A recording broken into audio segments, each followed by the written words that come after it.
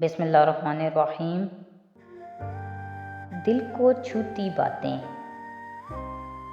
जहाँ खुलूस और एहसास के रिश्ते मौजूद हों, वहाँ फूल मौसमों के मोहताज नहीं होते। किसी की खिदमत में पेश किए जाने वाले तोहफ़ों में सबसे बेहतरीन तोहफ़ा कुरान करीम है। ज़िंदगी बर्फ़ की तरह है, उसको नेक कामों में गुजार दो, वरना पिघल तो रही है, एक दिन ख़त्म भी हो जाएगी। बज़ाहिर लोगों की नज़र में काबिले रश्क ज़िंदगी गुजारने वाले भी अंदर से ज़िंदगी का बोझ ही उठाए होते हैं।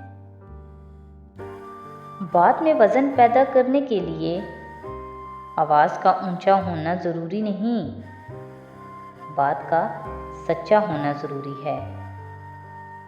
मज़ीद ऐसे वीडियोज़ के लिए हमारे चैनल को सब्सक्राइब करें।